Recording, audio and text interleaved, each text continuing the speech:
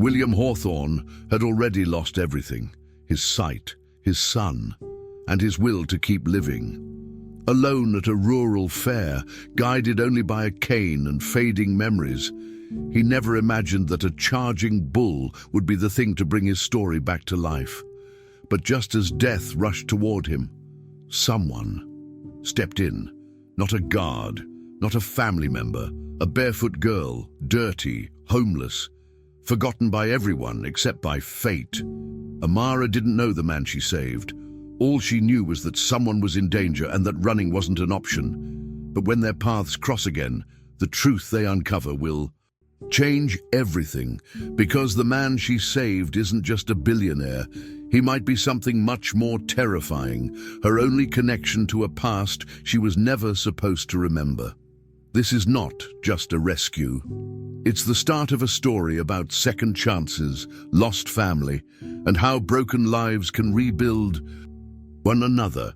Stay until the end, because what Amara discovers will leave you speechless. And before we start, tell us, where are you watching from? This is another unforgettable story from Destino Narrado, where real emotion finds its voice. Keep walking straight, Mr. Hawthorne. The ground's even here, Charles said, carefully guiding William through the bustling corridor of the rural fair. William Hawthorne's grip on his walking cane tightened. He didn't respond. His silver hair blew slightly in the stir of passing people, but his face remained unreadable. Dozens of voices buzzed around them, vendors calling out prices, children laughing, but for William it was all just distant noise. Blind since his stroke 3 years ago, he had learned to filter through sound, detecting the things that mattered. But today, nothing truly did. He didn't want to be here. Charles had insisted it might do him good. In memory of your wife, he had said. And so William walked, one slow step at a time, through the fair she used to love. He paused as a group of teens nearly brushed his side. "Careful," he muttered, annoyed. "People have no awareness anymore." Charles chuckled lightly but said nothing. Just as they passed the edge of the livestock exhibition area, a sharp, piercing shout ripped through the air. William stopped. His instincts flared. Something wasn't right. People were shouting, running, and William couldn't see a damn thing. "Out of the way! The bull's loose!" a man screamed, panic lacing every word. William turned his head toward the voice, but his feet remained frozen. The sound of pounding hooves grew louder. People shoved past him in a frenzy, but no one stopped to help. His cane rattled in his hand. "Charles!" he called out, but the voice that had been beside him was suddenly gone. Confusion surged through him. Did Charles abandon him? Had he been knocked aside? William tried to orient himself, but his balance betrayed him. He staggered slightly and felt the uneven gravel under his shoes. "Damn it," he muttered, attempting to move sideways, but the cacophony of screams and thunderous hoofbeats disoriented him. The air shifted, people running in every direction. "Someone tell me what's going on," he shouted. No answer, only chaos. The bull was closer now, he could hear it, deep, snorting breath, the scrape of hooves on ground, and terrified voices. His chest tightened. He braced for the worst, heart pounding. He imagined the animal, horns lowered, a mass of muscle and fury barreling toward his fragile body. For the first time in decades, William Hawthorne was truly afraid. And then, it happened. A force slammed into him from the side. Not horns, not hooves, but something warm, small and strong. His cane flew from his hand as he collapsed onto the dusty ground, a soft weight pinning him. A body. No, a child. He could feel it. Small fingers gripped his coat. The air filled with yelling. More footsteps. A man shouting, "Grab it! Grab the damn bull!" Then silence, only the child's ragged breathing against his chest. William's head spun, but he could hear the animal being wrangled in the distance. Someone had taken control. He tried to move, but the weight on him didn't let go. Who are you?" he managed. No answer. The body lifted. "Hey, wait!" he called out. Still nothing. The footsteps retreated. In an instant, whoever had saved him was gone. Charles reappeared moments later, breathless, grabbing William's arm. "Sir, you're all right? I'm so sorry, I was knocked down. Are you hurt?" William, still catching his breath, only whispered, "There was a girl." Charles looked around. "I didn't see anyone." William grabbed his arm tightly. "Find her. Whoever she is, find her." The ride back to the estate was marked by silence, broken only by the subtle hum of the engine. William sat rigid in the back seat of the black Range Rover, his fingers twitching over the textured fabric of his trousers. "Describe her," he asked suddenly. Charles, behind the wheel, glanced through the rearview mirror. "Sir?" William's voice sharpened. "The girl. You must have seen something. Her voice, her hands, anything." Charles hesitated. "All I saw was a blur, sir. Maybe 10, 11 years old, dirty clothes, black girl, fast. She ran the second the bull passed, like a ghost." William clenched his jaw. He could still feel the pressure of her small hands on his chest, the way she had thrown herself into danger without hesitation. "She saved my life," he murmured. "We need to find her." Charles nodded slowly. "I'll ask around. But sir, kids like her, they disappear into shadows. They don't want to be found." William turned his head slightly toward the window, though he saw nothing but blackness. "I know something about that," he said. "Find her anyway." That night, William didn't sleep. He lay in his bed, arms crossed over his chest, mind racing with fragmented sensations. He had nearly died. He hadn't felt such helplessness since the stroke, when he'd awoken in a hospital room, blind and alone. But today, someone, a stranger, a child, had stepped into that helplessness for him, not out of duty, not for money, just because. Who does that? He tried to recall the pressure of her body against his, how small she had been, how strong. There had been something desperate in the way she held him, as if protecting him was survival for her too. He imagined her eyes, though he'd never seen them. Maybe wide, alert, maybe scared, maybe angry. He thought of his wife. If she were alive, she would have insisted he find that child, give her something better.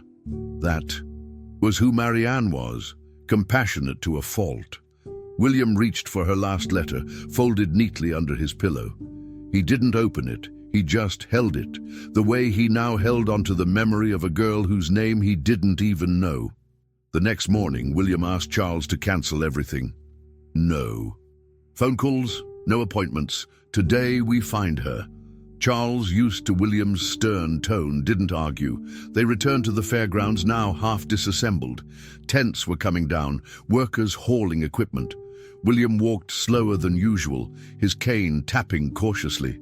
Someone must have seen her, he insisted. Charles questioned vendors, animal handlers, local volunteers. No one had any answers. A few remembered the bull escape. Fewer recalled a girl. "Too much chaos," a man selling kettle corn explained. "Everyone ran. Could have been anyone." Frustrated, William sat on a bench near the entrance, breathing heavily. "She risked her life," he said, "and no one remembers her." Charles put a hand on his shoulder. "We'll keep looking." William nodded once, but his chest felt tight. How do you find someone who lives invisible to the world? By late afternoon, Charles had an idea. "We can ask the community food van. They see kids like her." William agreed. They drove into town, parking near the church, where the van served dinner every Friday. Children loitered nearby, waiting for sandwiches. William sat inside the vehicle, listening. The driver, a young woman named Clara, approached. "Charles." "A little black girl with a dog," she repeated. "Yeah, I know her. Comes by twice a week. Won't give her name. Doesn't talk much." William perked up. "Where does she go?" Clara hesitated. "Hard to say. I've seen her crawl under the old bridge near Jefferson Street. She might sleep there. But she's always on the move." William turned toward Charles. "Drive." Charles didn't hesitate. As the car pulled away, William leaned back, mind pulsing. He didn't know what he'd say when he found her, but he knew he had to. He owed her that much, at the very least. The old bridge on Jefferson Street looked abandoned, forgotten by time. Rusted beams, graffiti, and crumbling concrete framed the narrow space underneath, where weeds grew thick and shadows clung to the walls like skin. Charles parked the car a block away to avoid drawing attention. William waited. Inside, fingers gripping the head of his cane as if it were an extension of his own spine. "Describe what you see," he said quietly. Charles scanned the area. Garbage, a few blankets.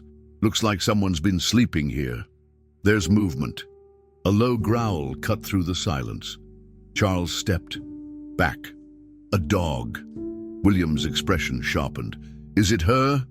Before Charles could answer, a figure emerged from behind a concrete pillar, small, thin, wrapped in layers of fabric that barely held together, the same fierce eyes, the same dog, a mutt with matted fur, teeth bared. "It's her." "William, open the door. Let me speak to her." Charles hesitated. "She may run.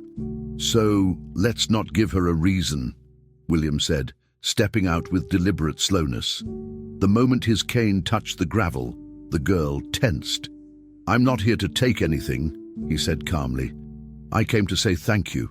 She didn't speak. Her hand instinctively clutched the scruff of her dog's neck, steadying him. The animal continued to growl, not lunging, just warning. William moved no closer. "You don't owe me anything," he added.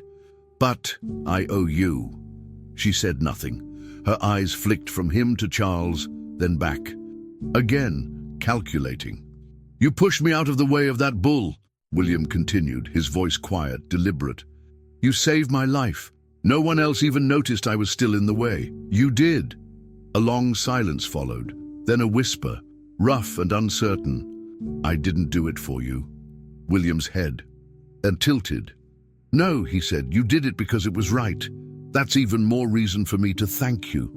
The girl narrowed her eyes. "Are you a cop?" "No." "Are you going to call anyone?" "No." She didn't relax, but she stopped holding the dog. The mutt sat obediently at her feet. "You're bleeding," she muttered suddenly. William touched his sleeve. Small spots of red still stained the fabric from the fall. "You pushed me hard," he said. "I needed it." She looked him over, more curious now than frightened. "You blind?" she asked bluntly. William nodded. 3 years. That why you didn't move?" "Yes." She hesitated, chewing her bottom lip. "Then you shouldn't be walking where bulls are." William allowed himself the ghost of a smile. "Agreed." The girl took a small step forward, still wary. "What do you want from me?" she asked. "To give you food. Maybe clean clothes, a place to sleep." "Tonight." The dog stood immediately, growling again. "Not without Zulu," she said. William heard the name and nodded. "Zulu's welcome." She crossed her arms. "People always say that. Then when I show up with him, they change their minds." "I won't," William said. "I owe my life to both of you." That stopped her. "What's your name?" he asked. She didn't answer. "Mine's William." More silence. Then she muttered, "Amara." The name hung in the air, the first piece of truth between them. "Come with me, Amara. Just for one night. Nothing more unless you want it." Her eyes narrowed again. "Where?" "My home. It's quiet, safe." Amara didn't respond, but she didn't run. Charles opened the back of the SUV slowly, laying down a clean towel over the leather seat. Zulu jumped in first, sniffing everything, still suspicious, but calmer. Amara followed, sitting stiffly, eyes scanning every angle. William entered beside her, the door shutting with a soft thud. "You like apples?" he asked. She shrugged. "I guess. I have a few trees, my wife planted them." Amara looked at him, confused. "She's not there? Passed away some years ago?" Amara nodded slowly, as if that explained something. The drive was silent for the first few miles. Then, out of nowhere, she asked, "Why were you at that fair?" William hesitated. "Because she used to go, and I wanted to remember her. That's all." Amara didn't respond. She turned her head to the window. Her eyes blinked rapidly, but she didn't let anything fall. Zulu laid his head on her lap. Her fingers dug into his fur, the only comfort she trusted. William didn't press her further. They arrived at the estate just before sunset. When the gates opened and the mansion came into view, Amara didn't say a word, but her body tensed like a stray walking into a trap. Inside the house, lights were kept soft. William had asked the staff not to return until further notice. He wanted no eyes, no whispers, just space for her to breathe. Amara followed slowly, Zulu's nails clicking against the polished wood floor. "You can sleep here," Charles said gently, opening a guest room door. Amara peered inside, clean bed, soft light, a stack of folded towels. She didn't move. "I'm not a charity case," she said flatly. William nodded from behind her. "No, you're a guest." She walked inside, dropped her ragged backpack onto the floor and sat on the edge of the bed. Her body stayed upright, rigid. Zulu climbed up beside her. "I can bring you food," Charles offered. She nodded once. William stood in the hallway. He wanted to say more, but held back. Pushing would break the moment. "Thank you for trusting me," he said. She didn't look at him. "We'll see if—" "You mean that?" she replied. William turned away, his heart heavier than he expected.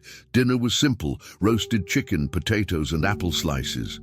Charles placed the tray on the nightstand. Amara stared at the plate, hesitant. "It's not poisoned," Charles joked softly. "I know," she said, picking up a fork. "I just don't eat fast." She fed Zulu pieces of chicken first, then ate slowly, eyes darting toward the hallway. After 10 minutes, she asked, "Why do rich people live in houses with so many rooms they never use?" Charles smiled. "I ask myself the same thing." She tilted her head. "So, you're not rich?" "No, I just work for one." "And you trust him?" Charles looked toward the door. "I do." Amara chewed silently, then added, "I don't trust anyone." "Maybe you will one day," Charles said. She finished eating, wiped her hands on the towel, and curled up next to Zulu on the bed. Without undressing, Charles didn't push. He turned off the light and closed the door. In the hallway, William stood still. "How did it go?" he asked. "Better than I thought," Charles replied. William breathed in deeply.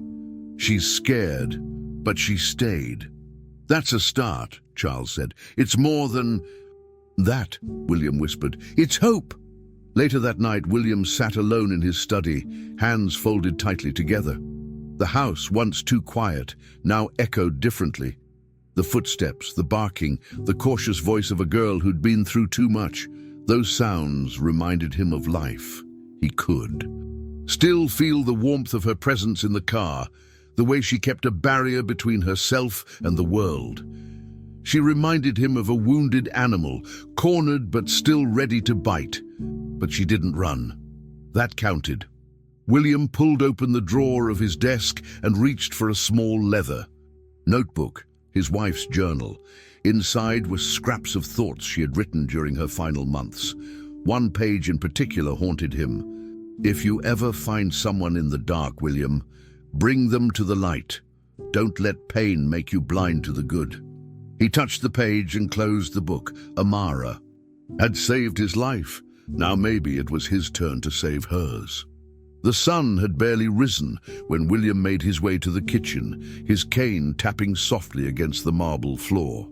He hadn't slept much.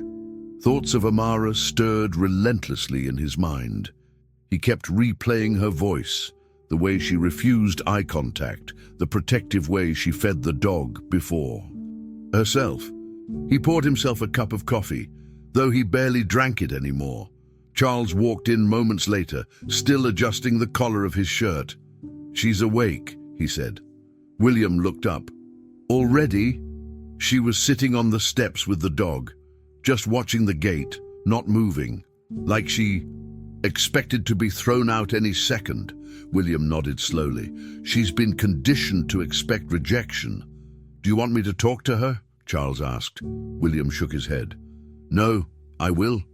He made his way slowly to the porch where Amara sat, knees pulled to her chest, Zulu at her side. She didn't turn as he approached. Good morning, he said. Silence. Did you sleep? Still nothing. He sat in the chair next to her. You don't have to speak, but I will. He sipped his coffee, pausing between words. You're not here by accident, and you're not unwanted. Amara's eyes shifted slightly, toward him, then back to the iron gate. This place is too quiet, she muttered finally. No yelling, no traffic. It feels fake. William considered her words. It's quiet because I pushed everyone away. After I lost my son and my sight, I stopped letting the world in. Her head tilted. You lost. Your kid? Yes. And his wife, car crash 3 years ago. Amara looked down. I'm sorry, she said, almost too quietly to hear. William nodded. Thank you. A long pause followed. Then she asked, You got other kids? No, just him. That was enough for me. Amara drew circles on the wooden step. With her finger. My mum left me at a bus stop. She said she was going to get help. She never came back. William looked toward her, though he couldn't see her expression. He felt the words hit like a slap. I waited for 3 days, she added. Then I stopped waiting. William didn't interrupt. He just let her speak. For her, maybe it was the first time anyone truly listened. For him, it was the first time someone spoke who understood loss without asking for sympathy. Why did you let me stay? She asked suddenly. William smiled slightly. Because you saved my life. That's not a reason. She shot back. I've helped people before. They don't invite me to mansions. William leaned forward. It's not about charity. It's about recognition. You risked yourself for a stranger. That matters to me. And maybe I saw something familiar in you. Like what? She challenged.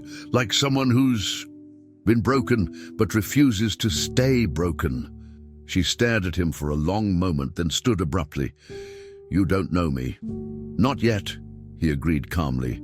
She started walking toward the path leading to the apple trees. Zulu trotted beside her. William didn't follow. He knew better than to chase someone who needed space. Instead, he stayed seated, listening to the soft patter of her footsteps fade into the distance. You'll come back, he whispered to himself. You already have more courage than most adults I've ever known. Charles stepped onto the porch. Everything all right? William exhaled. For now, but she's testing every word, every move. I need to pass those tests. Later that morning, Amara returned from the orchard with 3 apples in her shirt. She placed them on the kitchen counter and looked around for a knife. Charles handed her one. She inspected it before using it. You don't trust anything, do you? He asked gently. She shrugged. Knives cut, people lie, dogs bite, it's just facts. Zulu doesn't bite, Charles said. She looked up. Only when he has to. She sliced the apples and handed a piece to Zulu, who waited patiently. William entered and stood near them, listening. You cook? She asked Charles. He laughed. I survive. What about you? I heat stuff, mostly cans. Sometimes we find old sandwiches behind diners. William took a step forward. Would you like to learn real cooking? She looked at him, skeptical. What's the catch? No catch. Just a way to learn something new. Something that's yours.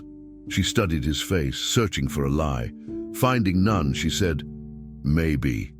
If Zulu can be in the kitchen. He can, William replied. Then maybe, she said again. The moment was fragile but real. One crack in the wall she had built for survival. That afternoon, William asked Charles to retrieve an unused bicycle from the garage. She needs something of her own, he explained. Charles hesitated. Are you sure? She might think you're trying too hard. I am trying. William replied, "and I won't apologize for that." Charles nodded. They wheeled the small blue bike onto the driveway. Amara was sitting under a tree, tossing a stick for Zulu. When she saw the bike, she stood slowly. "What's that?" "A bike. Yours if you want it," William said. "I don't steal," she said quickly. "I didn't say you did. It's a gift, no strings." She walked over, inspecting the tires, the seat, the handlebars. "Looks expensive," she muttered. "It was once. Now it's just a bike waiting for a rider." She looked at him, then at the bike again. "I don't know how to ride." "Then we'll teach you," Charles offered. She didn't answer, but sat on the seat, gripping the handlebars. Zulu barked once. She smiled, barely. William turned his face to the breeze, a faint smile tugging at his lips. It was the first time he heard that dog bark without warning. By evening, Amara was exhausted. She had fallen twice trying to ride the bike and scraped her knee once, but she hadn't cried. "Tired?" Charles asked. She nodded. "Feels like I ran all the way to New York." "That's far," William said. "You ever been?" She shook her head. "I barely left Ali's." He nodded. "Maybe we'll change that." At dinner, she sat at the table this time instead of her room. William had a second plate prepared just for Zulu, who now followed Charles around like a second shadow. They ate in silence, but it was comfortable now, not tense. "Why do you care?" Amara asked mid-meal. William didn't look up. "Because you reminded me what it means to care again." "You sound like one of those sad old men in movies?" William smiled. "Maybe I am." She poked at her vegetables. "Don't get used to me staying forever." "One day at a time," he said. "That's all I ask." She didn't respond, but she didn't push her plate away either. William took that as a victory. That night, William returned to the porch and sat alone. The stars meant nothing to his eyes anymore, but the wind carried something he hadn't felt in years. Possibility. He thought of his son, the hole that grief had left behind. No one filled it. No one ever could. But Amara had forced light into a place he thought was sealed shut. And she had done it without asking for anything. He didn't know her whole story. He didn't know why her mother left, or how many nights she had spent in fear. But he knew she was still here, still standing, still strong. That was more than enough. Charles stepped out and handed him a glass of water. "You think she'll run?" he asked. William shook his head. "She's scared, but she wants to stay. She just doesn't know how to believe it yet." Charles nodded. "Then we teach her." William leaned back, one day at a time. The morning sun filtered weakly through the large kitchen windows as Amara stepped in barefoot, her hair still tangled from sleep, Zulu trailing close behind. She didn't speak. She didn't need to. The smell of toasted bread and scrambled eggs filled the air. Charles, already at the stove, gestured toward the table. "Coffee for the old man, hot chocolate for the warrior," he said lightly, placing 2 mugs down. Amara glanced at him with a flicker of suspicion, then sat. William entered moments later, using his cane with steady familiarity. "I heard footsteps. I was hoping they were yours," he said. Amara didn't smile, but her voice was softer. "I'm not running." "Good," William said, "because I was about to chain Zulu to the gate." Zulu growled at that. Amara rolled her eyes. "He doesn't like jokes." "Neither do I," William replied. For the first time, Amara laughed, quiet, but unmistakable. The sound caught even her off guard. She looked at the plate Charles set in front of her and began to eat without hesitation. It wasn't about hunger anymore. It was about comfort. William listened to the fork scrape the plate and let the silence between them settle like the warmth of the morning sun. After breakfast, Charles suggested a walk in the orchard. "Too much sitting makes your legs lazy," he said, stretching. Amara hesitated, looking down at her bare feet. William stood slowly. You can borrow shoes from the closet. Marianne always kept spares for visitors. Amara didn't ask who Marianne was. She followed Charles to a cabinet near the mudroom and picked the least fancy pair she could find, old sneakers, faded but solid. They walked in silence for a while, the orchard stretching out in neat rows. The apples were still green, not quite ready for picking, but the trees offered shade and solitude. Zulu dashed ahead, chasing butterflies or pretending to. She loved this place, William said, breaking the silence. My wife. She'd come out here and talk to the trees like they were her children. Amara kicked a fallen apple. Sounds weird. It was, William chuckled, but it made her happy, and happiness is a rare kind of weird worth keeping. Amara looked around. It's quiet out here, but not fake quiet, just still. Still is good, William said. Still means safe. She nodded, plucking a small apple and tossing it to Zulu, who ignored it completely. William guided them to a wooden bench under the largest tree. The bark was rough, the roots thick and coiled like veins from the earth. Amara sat down, legs swinging off the side. You come here a lot? She asked. William adjusted his seat. Only since you arrived. She frowned. Why? Because the house was too empty before. Now it has movement, breath. It reminds me that I'm not dead yet. Amara glanced at him. You ever thought about dying? William didn't flinch. Every day, especially after I lost them. Some days I still do, but not today. Because of me? Yes. Amara didn't answer. She looked up at the sky instead. I used to wonder if anyone would miss me, if I just disappeared. Sometimes I thought Zulu would be the only one who'd even care. I would now, William said. The words came out simple, unfiltered. Amara stared at him. Don't say things like that, unless you mean them. I wouldn't waste words on you. Good. She picked up a stick and tossed it far. Zulu sprinted after it. Because I remember everything people say, even the lies. Then remember this. You matter, Amara. They spent over an hour beneath the tree, neither pushing the conversation forward too quickly. For William, it was a rare kind of peace, one not found in silence alone, but in presence. For Amara, it was a test.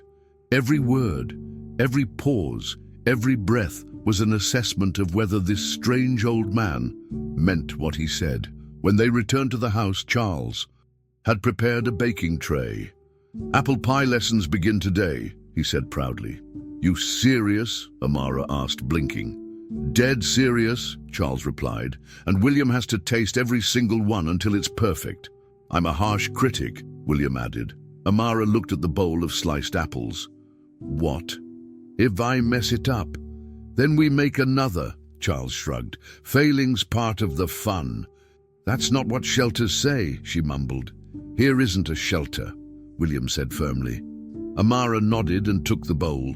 Her hands were hesitant at first, awkward, but Charles guided her, showing how to knead, how to sprinkle cinnamon, how to fold the crust. William sat nearby, listening to their steps, their laughter, the occasional groan when flour spilled.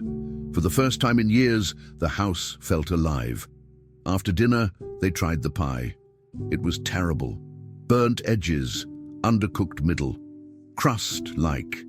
Concrete, but William ate it without complaint. Delicious, he said with a straight face. Amara narrowed her eyes. You're lying. Of course, he said, but I respect the effort, she smirked. Charles gave a dramatic bow. Tomorrow we destroy the laws of pastry once again. Amara shook her head. You're both weird. Takes one to know one, Charles replied. That night Amara took a shower without being told. She borrowed one of Marianne's old robes, adjusted the sleeves, and sat on the couch, with Zulu curled at her feet. William joined her after a while, a book resting on his lap. You want to read, he asked. I only know some words, she admitted. Then we'll learn together. She nodded. Okay.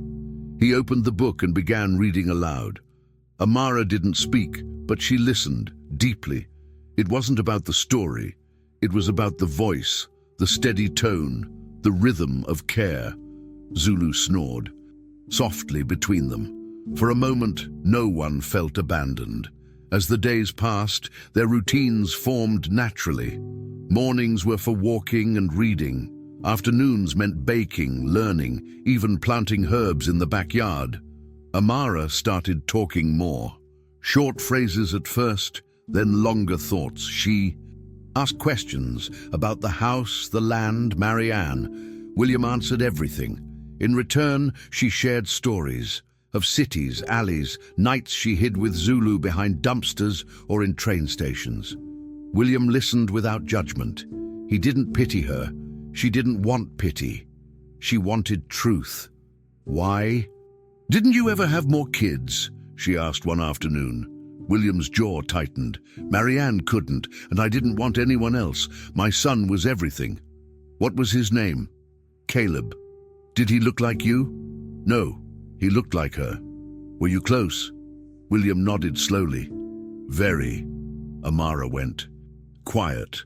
Then maybe I'll name a pie after him." William chuckled. He hated pie. "Then that's the perfect revenge." They both laughed.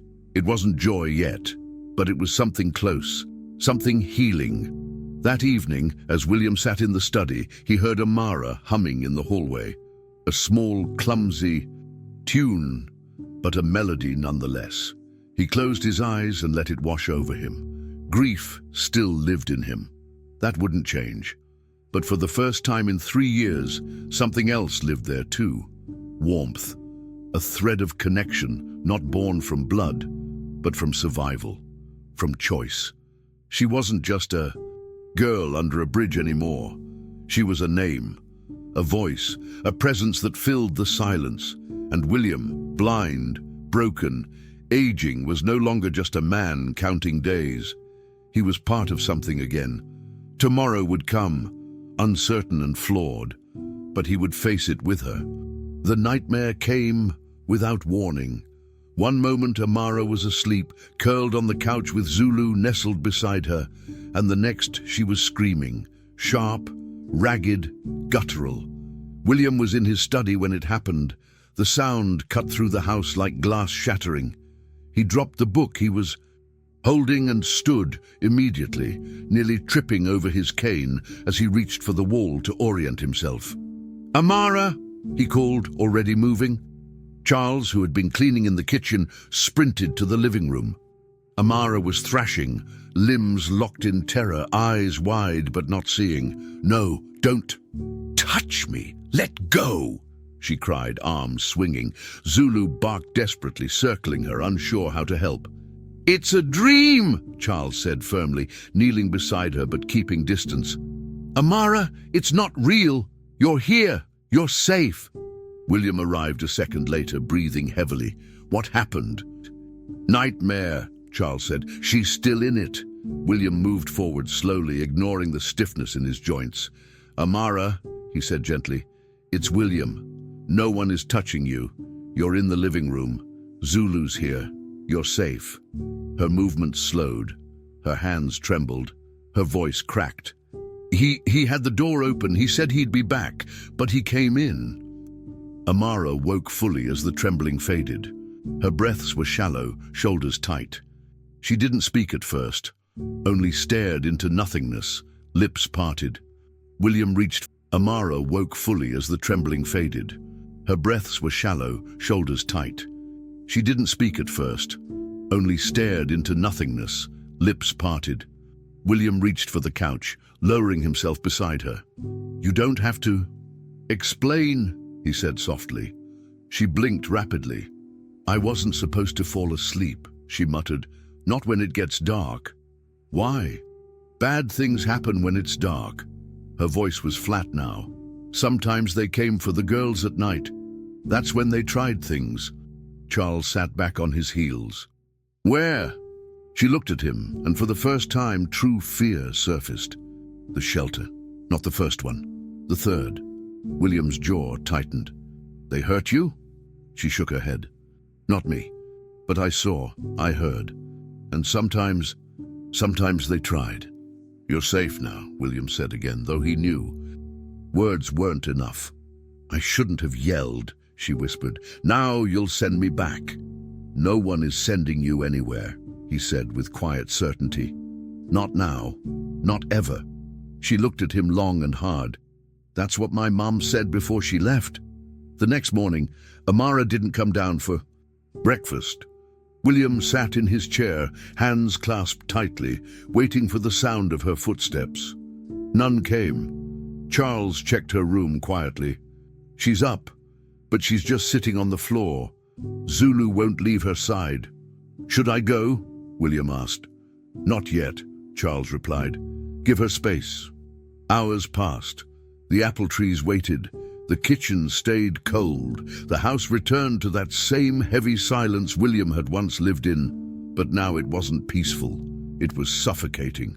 Mid-afternoon, Amara finally appeared in the doorway, hair tied messily, face blank. I didn't break anything, she said flatly. William turned his head toward her. That's good. I didn't want to replace furniture. She stepped forward. I didn't mean to yell. You were afraid, he said. It's allowed. She sat across from him but didn't meet his gaze. What happens now? We keep going. Even after that? Especially after that. Why?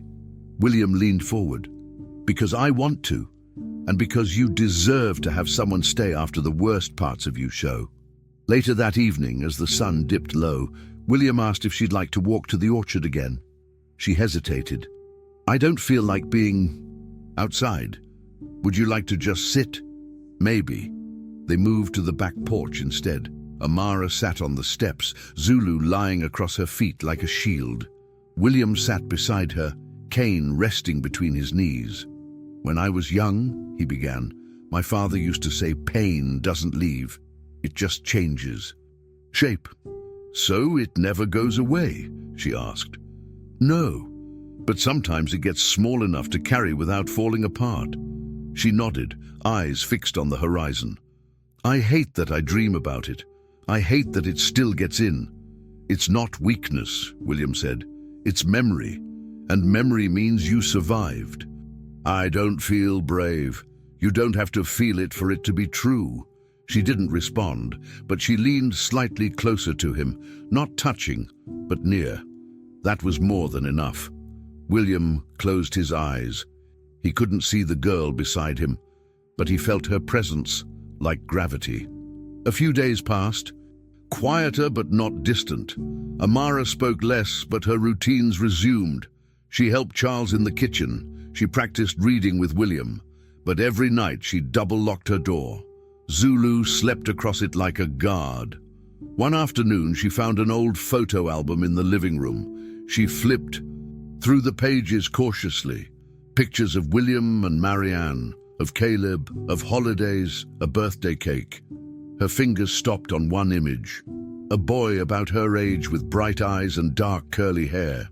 That's Caleb, William said from across the room. She hadn't noticed him enter. Your son? Yes. He looked happy. He was. She turned the page. Do you miss him? Every day. Then how do you smile? William considered. Because of people like you. I'm not like him, she said. No, you're like you, and that's enough.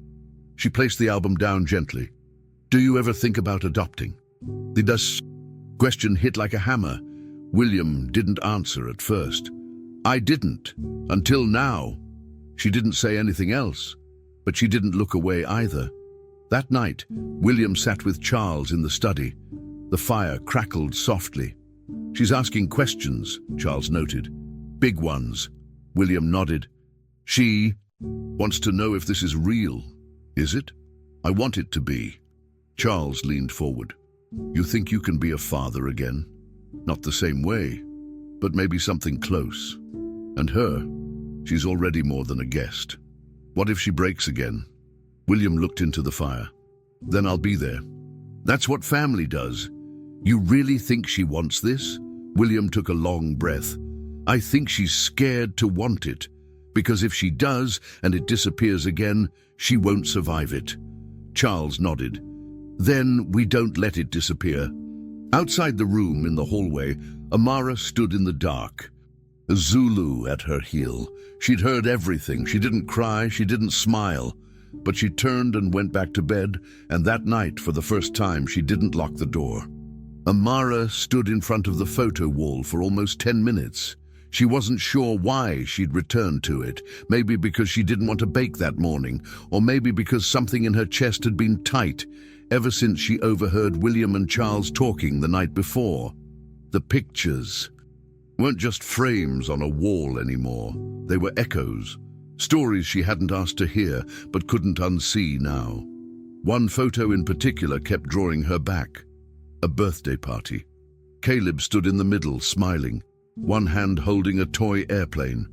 Beside him, a woman with long hair and a warm smile. Marianne, she assumed. But it wasn't them that held her still. It was the background, the paper plates. One had a tiny red sticker on the rim. It was barely visible, but Amara remembered that sticker, or something like it. A memory surfaced uninvited. Her mother frantically cleaning a plate. Just like that, scrubbing it too hard, hands shaking. "Don't touch that," she had snapped when Amara had reached for it. "Throw it out." It had been after a car crash. Amara hadn't understood at the time. Now her stomach turned cold. She turned away from the photo wall and ran. She didn't stop, running until she reached the orchard. The sun was harsh, burning through the branches, but she didn't care. Zulu chased after her, barking in alarm. She sat against the base of the same tree she had once called peaceful and buried her face in her knees. She didn't want to cry. Crying made things real. She didn't want real. Real meant pain. Zulu licked her arm gently, whining. "It's not possible," she whispered to herself. "It's just a plate." But her mind kept spinning. The sticker, the timing, the way her mom had acted those days, the sudden disappearance. She remembered her mother, muttering things that didn't make sense. "It wasn't supposed to be them. I didn't know." Amara had asked once what she meant. Her mother had just said, "God forgives. The world doesn't." Now, sitting in that orchard, those words made her feel sick. William called her name in the distance. She didn't answer. She couldn't, not until she knew for sure, because if what she suspected was true, then everything, her pain, her mother's fear, William's grief, was connected in a way too cruel to comprehend. When William found her, he didn't speak. He simply sat beside her on the grass, cane across his knees. Zulu rested between them, tail thumping slowly.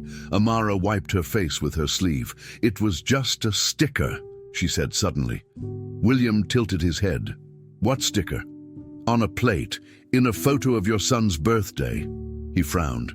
"I don't remember the sticker." "I do, because I saw it in my mom's hands years ago. She made me throw it away." William's fingers tightened on the cane. "What are you saying, Amara?" She hesitated. I think my mom knew your son, or your family, or something. I don't know exactly, but it wasn't random. The accident, I mean." William remained still. "That night, the night of the crash, she came home shaking. She kept whispering things. She burned her clothes. She said we had to leave town. I didn't ask why." William's breath grew shallow. "Did she say anything else?" "Just that it wasn't supposed to happen, that she was sorry, and that we had to disappear." The orchard was silent for a long moment.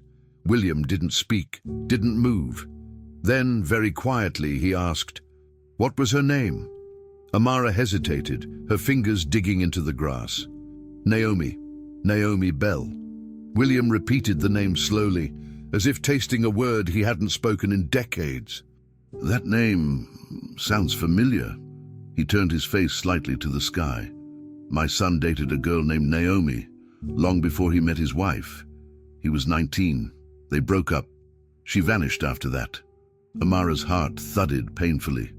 You think it's the same person? I don't know, William said.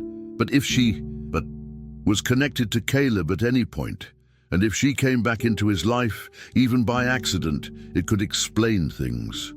What things? Why he was on that road, why she ran, why your life fell apart the same day mine did. Amara felt cold all over. You think she caused the crash? William didn't. Answer immediately. I don't know, but if she did, then we both lost everything the same day, for the same reason.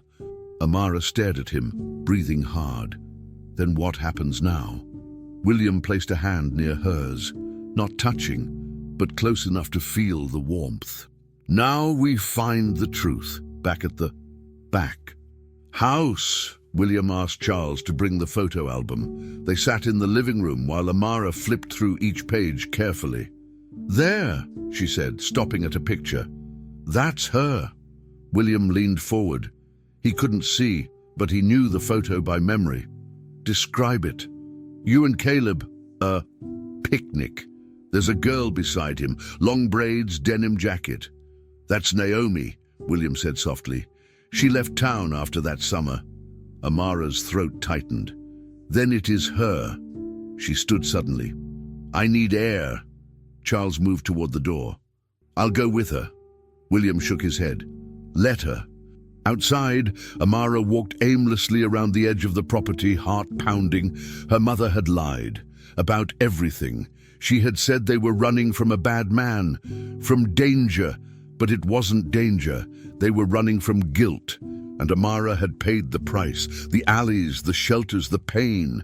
It had all come from a secret she didn't choose, and now that secret was William's too.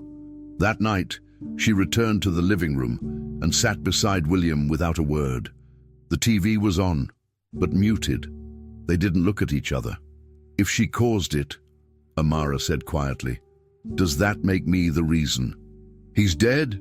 William's voice was steady. No, what your mother did is not who you are, but it's part of me. We're all made of broken parts, he said, but we choose what we build with them. She wiped her eyes with her sleeve. You're not angry. I don't know yet, he admitted, but I'm not. Angry at you. I didn't know anything. I believe you. What if she's still out there? William's jaw clenched. Then we find her, not for revenge, for answers, for peace. Do you think she'd talk to me? If she sees you, she'll have to. Amara stared into the flickering images on the TV screen. I don't know if I want to see her. Then we take it one day at a time, William said, just like everything else. Charles returned from town with a yellowed envelope in his coat pocket. He didn't say anything at first, just placed it gently on the table beside William as he entered the study. You asked me to check Naomi Bell, he said quietly. I found something strange. William turned his head toward the sound, fingers stretching toward the envelope. What is it? It's a letter, Charles said, addressed to someone named Caleb Hawthorne, postmarked the week before the accident, never opened. The local post office had it in the dead mail bin. I don't know why it was never delivered. William held the envelope carefully. His thumb traced the folded corner, the barely legible script. Naomi's handwriting? Charles nodded. I checked some old forms. It's hers. Amara entered the room then, clutching a glass of water. Her eyes fell on the envelope. She froze. What is that? A letter, William said. From your mother to my son. The room fell into heavy silence. You gonna open it? She asked. Do you want me to? He replied. Her throat tightened. I don't know. William leaned back in his chair. Then we'll decide together. They sat in the study, William holding the letter delicately. Amara on the edge of the couch, knees pulled up. Zulu rested on the rug between them, sensing the tension. Charles left the room quietly, closing the door behind him. You want to read it out loud? William asked. Amara shook her head. I'll read it, but I'll tell you what it says. William nodded and handed her the envelope. Her hands trembled as she tore the top carefully and unfolded the single sheet of paper inside. For a long time, she didn't say anything. Her lips moved silently, her eyes scanning the words over and over. Then, finally, her voice broke through. She was pregnant, she said. William's heart stopped. She says she didn't know how to tell him, that she messed everything up, that she left because she thought he wouldn't want her or the baby. Amara paused, eyes glassy. She was going to come back. She said she would explain everything. The baby, William began. Amara swallowed hard. She was talking about me. The silence that followed was unbearable. William leaned forward, face blank, heart thundering in his chest. She said that? Yes, Amara whispered. She called you our little heartbeat. Said she'd hidden too long, that she was scared but couldn't. Don't carry the lie anymore. William blinked rapidly, trying to process. So Caleb was my father, she said. I didn't know. She never told me. Not until now. Her voice cracked at the last word. She said if she didn't make it to see him, she wanted me to know the truth someday, that I had his eyes. William covered his mouth with his hand. His body trembled with restrained emotion. His eyes, he repeated. I should have known. You couldn't have, Amara said. She ran. She kept me hidden. And now you're here, he said. The words fragile, sacred. My God. He stood shakily. Amara rose too, unsure whether to reach for him or back away. What do we do now? She asked. William's voice was barely audible. We rebuild. Later that day, they sat together in the kitchen. The letter lay between them on the table. So she's alive, Amara said. Somewhere. William nodded. That's the next step. But I don't know if I want to find her, she admitted. After everything, after the shelters, the lies. You don't have to decide today, William said. But we'll find out where she is. Then you can choose. Amara twisted her fingers around the hem of her sleeve. What if she's not the person I remember? Then you face it with someone at your side. You? She asked. If you'll let me, he answered. Amara didn't speak, but she nodded slowly. I want to know why she left. I need to know. William rested his hand over hers, gently this time. Then we'll find her together. Zulu barked once, as if in agreement. The weight of truth still hung heavy in the room, but it had shape now, a face, a name, a path forward. That evening, Amara sat with the letter in her lap for over an hour, rereading it. She tried to imagine her mother writing it, alone, scared, unsure. The words felt real now, the pain, the regret, the buried love. William entered the room quietly, not wanting to interrupt. She didn't destroy it, he said, surprising her. She mailed it. That means something. She was scared, Amara said, but maybe not as cruel as I thought. William nodded. Even cowards leave behind truths they hope are found. She wanted me to know where I came from. And now you do. Not completely, Amara said, but it's a start. She looked up at him. You really believe she loved him? I do, William said, and I believe he would have loved you.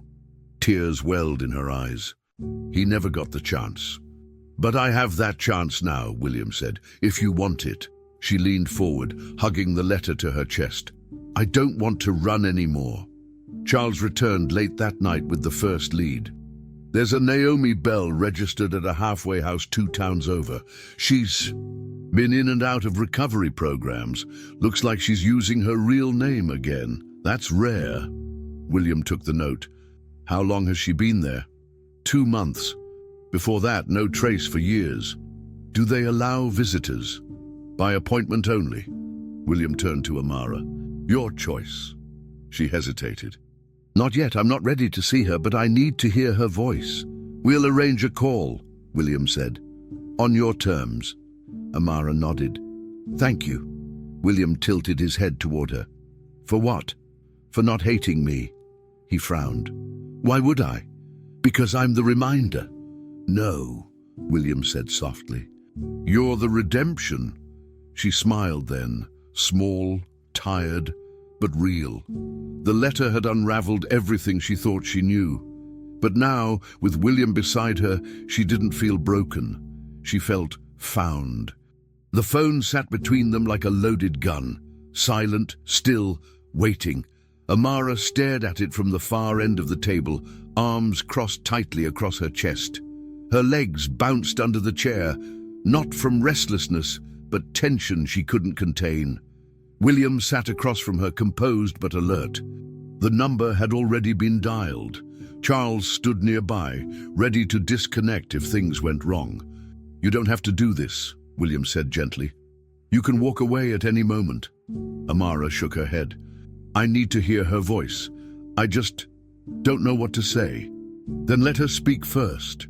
She nodded, eyes still locked on the phone. It rang. Once, twice, a third time, then a click. "Hello?" The voice on the other end was hoarse, older than Amara remembered, but unmistakable. "This is Naomi Bell." Amara's hand shot forward, hovering above the speaker button. Her breath hitched. Then, with one quick motion, she pressed it. "It's me," she said. Silence, long, brutal. Then the voice whispered, "Amara." A shiver ran through her entire body. William remained silent. This wasn't his moment. It was hers. The voice on the line broke quickly. "Baby, is it really you?" Amara's lips parted, but no words came. Her throat burned. She had practiced this so many times in her mind. The anger, the accusations, the questions. But now, all she could say was, "Why?" Naomi choked back a sob. "I didn't know how to come back. I thought you'd hate me, that I ruined everything." "You did," Amara said, voice sharp now. "You left me. You lied about everything, about my dad, about who I am." "I was trying to protect you," Naomi pleaded. "From what?" Amara shot back. "From the truth? From being loved?" Naomi hesitated. "From me." The answer stunned her. "I was a mess after the crash. After Caleb died, I thought if I showed up they'd blame me. Maybe they should have, but I couldn't risk dragging you down with me." "So you dumped me at a bus stop," Amara said, trembling. "That was your protection?" "I stayed nearby," Naomi said, "for a while, but every time I tried to come back, I froze. I was scared you'd look at me and see what I did." William clenched his jaw. He could hear the pain in both voices. Naomi continued, her tone brittle. "I wrote the letter. I thought if I got the words right, maybe he'd forgive me. Maybe we could raise you together. But I sent it too late." "He never saw it," Amara whispered. "I found it, years later, after he was already gone." Naomi let out a shaky breath. "I failed you. I failed both of you." "Yes," Amara said. "You did." Another silence. William could hear the echo of his own grief in the room. Then Amara's voice cracked. "But I'm still here." "I know," Naomi said, "and I want to be, if there's any space left for me." "There isn't," Amara said quickly, then softer. "Not yet." Naomi said nothing. The air grew thick again. "Maybe one day," Amara continued, "but right now I need space. I need truth, and I need time." "Anything," Naomi said. "I'll wait for as long as you need." Amara swallowed her pain. "We'll talk again, when I'm ready." She ended the call without another word. The room fell into quiet. Charles stepped out first, leaving William and Amara alone. She didn't cry. She sat perfectly still, staring at the phone. "I didn't say I forgive her," she said finally. "You didn't have to," William replied. "You spoke the truth. It hurt more than I expected. That's how you know it mattered." She looked at him now, searching his face as if looking for something unspoken. "You heard everything." "Yes." "Do you still want me here?" "I want you here even more now." Her face twisted slightly. "Why?" "Because after everything she didn't do, you still showed up." Amara looked away, but her shoulders dropped. "You're not like her." No, but I'm not perfect either.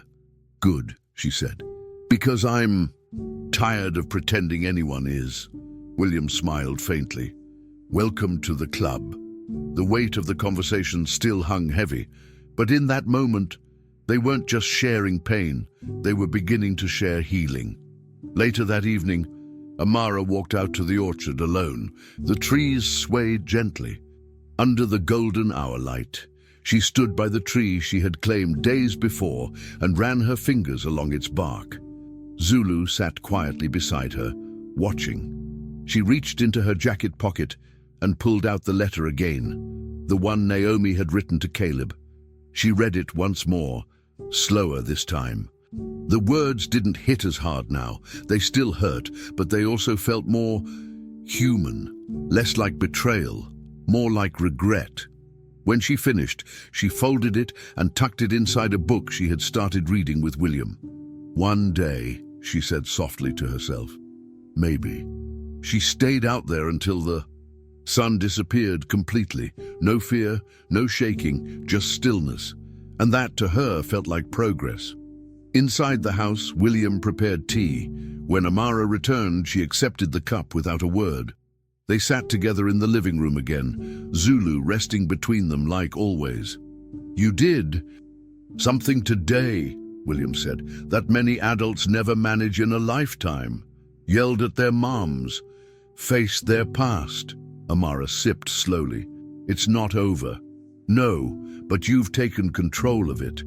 Do you think she'll try to find us? Maybe, but you decide what happens next. She nodded. Then she waits. And what do you want to do now? I want to live a little, she said, like a girl who isn't made of broken things. William smiled. You already are. Zulu shifted in his sleep, pressing against her leg. She leaned back on the couch. It was the first time she allowed herself to truly rest. That night, William wrote in a journal for the first time in years. He didn't describe the events or even his feelings. He simply wrote one sentence.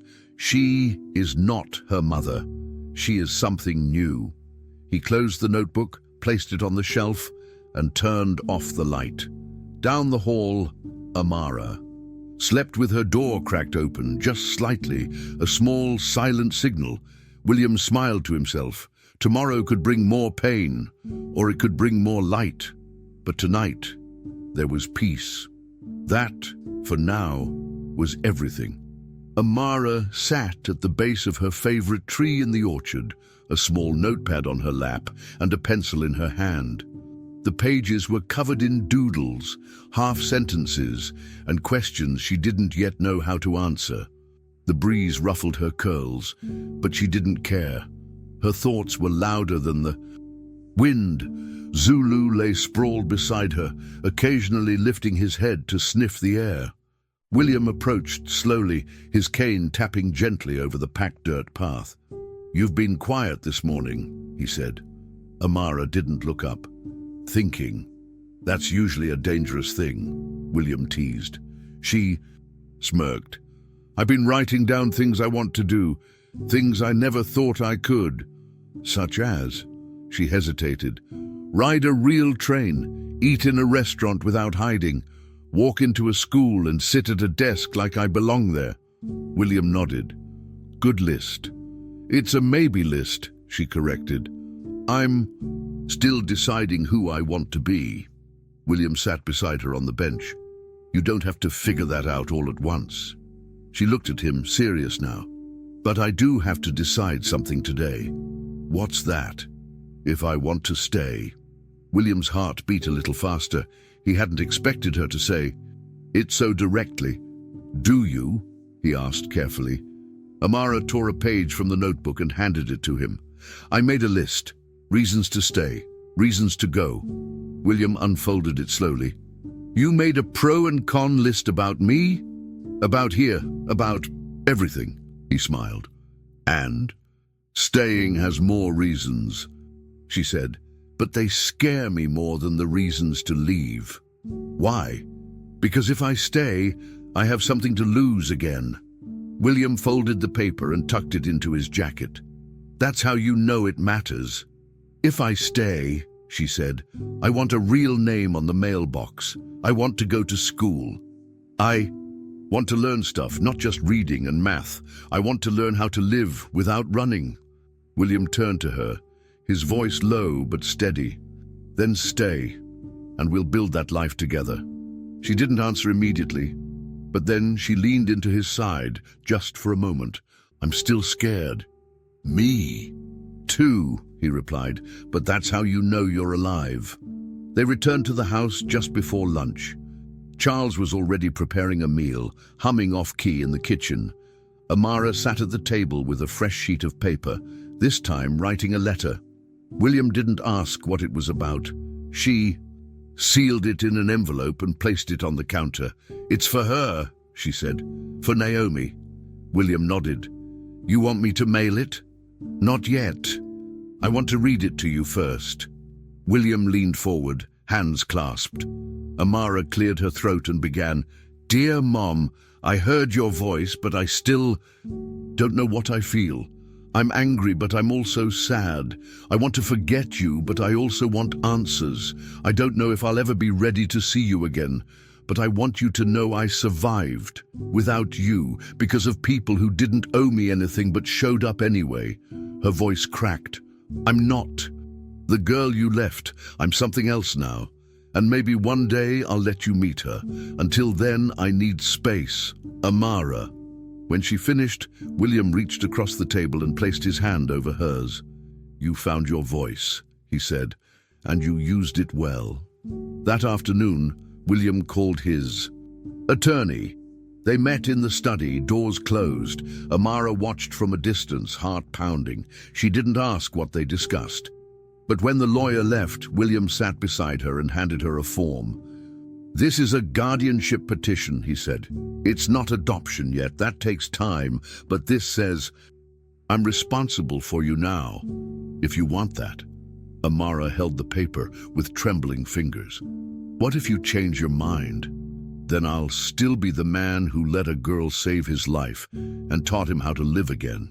What if I mess it up? Then we clean it up together." She looked at the form, then at him. "Okay," she whispered, "let's do it." The relief in William's face was quiet, but profound. "One step at a time," he said, "and each one together." They signed it that day. No ceremony, no big speech, just ink and truth.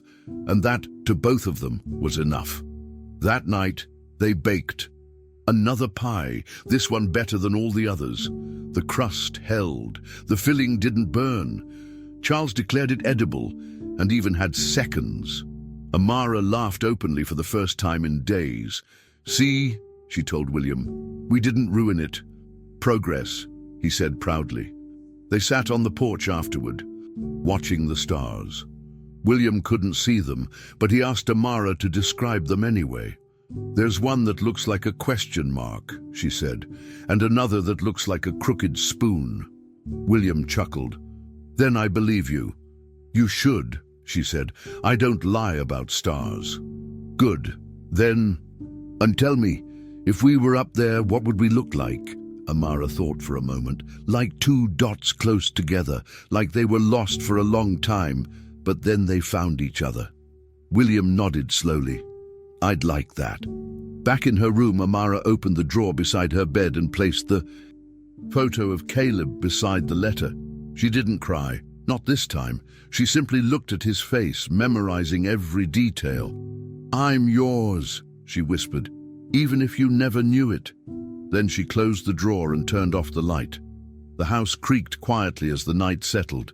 No locked doors, no fear. Just Zulu curled at her feet and dreams waiting to be rewritten. Down the hall, William sat in his room, notebook in hand.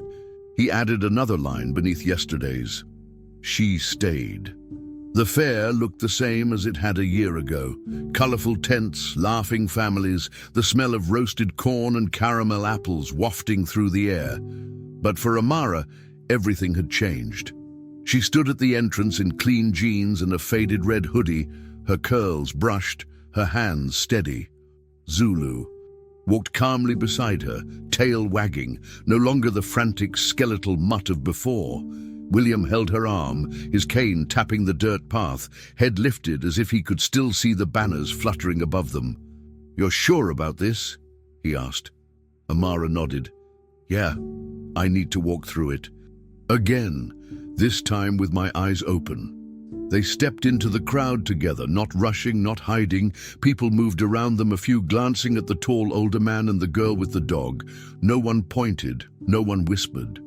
A year ago, Amara had saved a man's life here. Today, she was walking beside him, no longer invisible, no longer afraid. They passed the livestock pens, the food stands, even the spot where William had nearly died. She paused, looking down at the dirt. "That's where it happened."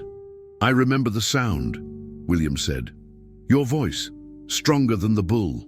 They sat near the edge of the grounds where the noise was quieter. William pulled a paper bag from his coat.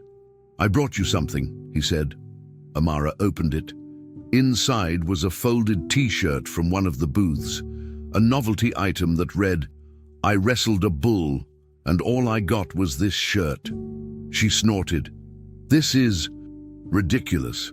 "So are we," he replied. She pulled it out and held it up. "You want me to wear this? I want you to own it. You didn't just survive that day, Amara. You rewrote the ending." She smiled. Not forced, not guarded, real. "I think I like ridiculous." "Good," William said. "It means you're starting to like yourself." She looked around at the fair, the children, the lights, the laughter. "I used to think this kind of life wasn't made for people like me, like I was a glitch in the system." William leaned toward her. "You're not a glitch, you're a restart." That landed harder than she expected, not just healing, rebirth. A booth nearby had a sign, "Write a letter to the future you." Amara walked to it without saying a word. She sat at the folding table, took a pen, and stared at the blank card for a long time. Then she wrote, "You were scared, but you did it anyway, and that's why. You're still here." She dropped the letter into the box marked "Next year's mail" and returned to William. "What did you write?" he asked. "The truth," she said. "Nothing more." They kept walking, stopping at the apple pie contest. Amara pointed at one of the judges. "You think I should enter next?" "Yeah. Only if you want to embarrass yourself publicly," he teased. "I've done worse," she said, "like save an old man who didn't want to be saved." William chuckled. "Correction, a man who didn't know he needed to be." "Well, now you do," she replied. "And you're stuck with me. Exactly how I like it." Near the end of the day, a reporter from the local paper approached them. "You're the girl from last year," she said to Amara, "the one who saved that man's life?" Amara looked at William, who waited silently. "Yes," Amara replied, "that was me. Do you mind if I take a photo? Maybe a few words about what happened after?" Amara thought for a second. Then she stepped beside William and placed a hand on his shoulder. "You can take the photo, but this isn't just my story anymore. It's ours." The reporter smiled. "What do you want people to know?" Amara didn't hesitate. "That's saving. Someone is sometimes the beginning of saving yourself, and that broken people don't stay broken, not if they're given a chance." The camera flashed. Zulu barked once, perfectly on cue. And just like that, the girl the world had once stepped over was now being seen. That evening, back at the estate, Amara placed the photo they'd taken at the fair on the mantel beside the one of Caleb. It wasn't for comparison, it was for connection, for closure. William stood beside her. "He would have been proud of you," he said, "even more than I am." Amara looked at the two photos. "You think he knew?" "What?" "That I was his." William was quiet for a long time. Then he answered, "Maybe not with his mind, but I believe he felt something. You don't forget that kind of bond, even if it never had the chance to grow." She nodded. "Then I'll carry it forward. For both of us. That's more than enough." She turned to him and hugged him. Not a side hug, not a cautious one, a full, complete embrace. William held her like a father holds a daughter he never expected to find. In silence, in truth. Later that night, Amara opened her bedroom window and looked out at the orchard. The moonlight painted soft shadows across the grass. Zulu was already snoring at her feet. On her desk was a packet from the school, enrollment forms, class schedules, books. Next week, she'd begin. A new chapter, a new version of herself. She wasn't just the girl under the bridge. She wasn't the orphan of a runaway. She wasn't a mistake. She was Amara Hawthorne, by choice, by heart, and now by law. Her name had been added to the mailbox that morning. William had insisted she paint it herself. White letters over green metal. She had laughed when the paint ran. "It doesn't have to be perfect," he had said. "It just has to be yours." Down the hallway, William sat by the fire with Charles. "She made it," Charles said, sipping tea. "Not all the way, but she's on the path." "She's more than I ever expected," William said, "and everything I didn't know I needed." Charles looked toward the hallway. "What now?" William smiled. Now we live." The fire crackled. The house was no longer haunted. It was home. Did this story move you the way it moved us? Please share your thoughts in the comments. Your voice really matters to us. Here at the channel, every story takes days of writing, revising, and care to bring you something truly meaningful. If you enjoyed it, don't forget to subscribe and leave a like. Your